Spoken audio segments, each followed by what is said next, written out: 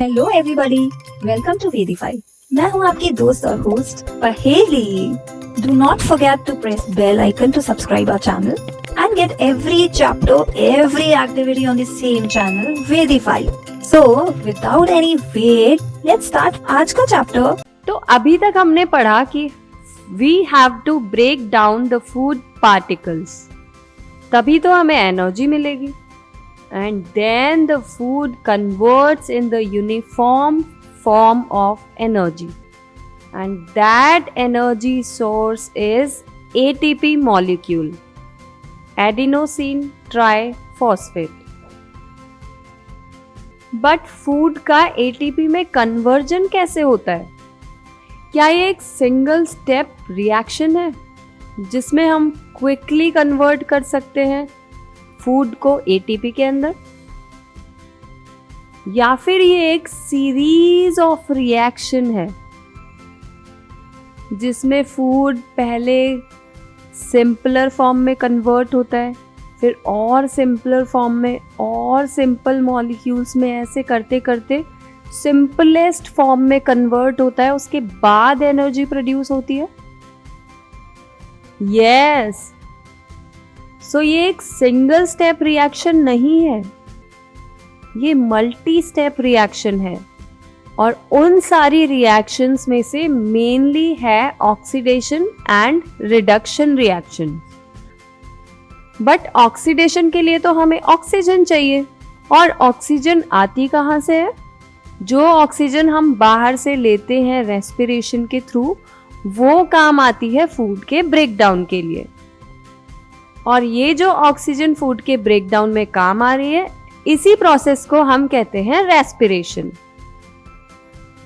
The process of acquiring oxygen from outside the body to use it in the process of breakdown of food sources for cellular needs is what we call respiration. तो क्या respiration सबके अंदर होता है? क्या आपने कभी single celled organism देखा है, जैसे amoeba, paramecium? No doubt they are microscopic. So microscope में तो आपने पक्का देखा होगा। बट वो कैसे रेस्पिरेशन करते हैं? उनमें तो रेस्पिरेशन के लिए कोई स्पेसिफिक ऑर्गन भी नहीं है, और ना ही उनमें फूड इनटेक के लिए कोई स्पेसिफिक ऑर्गन है। गैसेस ऑफ एक्सचेंज के लिए भी कुछ नहीं है। और फिर वो वेस्ट कैसे रिमूव करते हैं? क्या कभी आपने खुद को कंपेयर किया है सिंगल सेल ऑर्गेनिज्म के साथ में?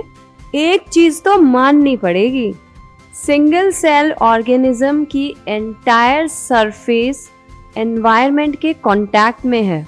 But what about us multi cellular organisms?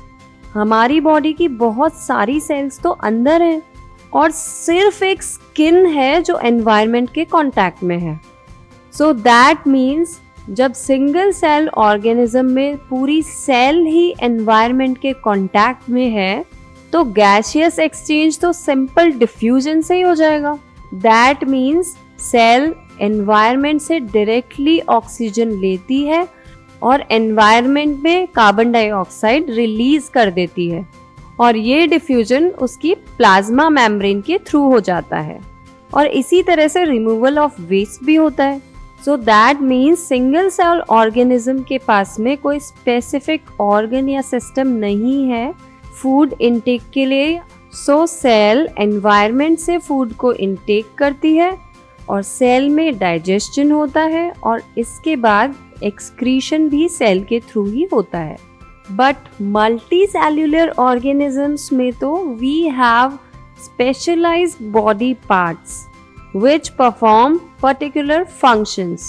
So food is intake by mouth and oxygen is intake by nose. But पूरी बॉडी को फूड कैसे मिलता है? अरे फूड छोड़ो, ऑक्सीजन कैसे मिलती है पूरी बॉडी को? और बिना फूड और ऑक्सीजन के तो कोई सेल सरवाइव ही नहीं करेगी। So this situation creates a need for transportation system for carrying food and oxygen from one place to another in the body. तो जब इस फूड और ऑक्सीजन के बीच में केमिकल रिएक्शंस होती हैं तो एनर्जी के साथ में कुछ बाय प्रोडक्ट्स भी बनते हैं। तो कैसे इन बाय प्रोडक्ट्स को रिलीज किया जाए? Because these byproducts are very harmful. So that means when chemical reactions use the carbon source and the oxygen for energy generation, they create byproducts that are not only useless for the cells of the body but could even be harmful. But still the main question is how to remove them from the body. These waste byproducts are therefore needed to be removed from the body and discarded outside by a process called excretion. And for the excretion, we require the excretory system.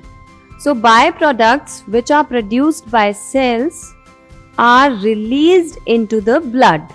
So, the blood becomes impure. And the purification of the blood takes place in kidney. When the blood passes from the kidney, the byproducts get separated from the blood and the waste is stored in urinary bladder and that comes out in the form of urine. So there are various processes which are essential to maintain life.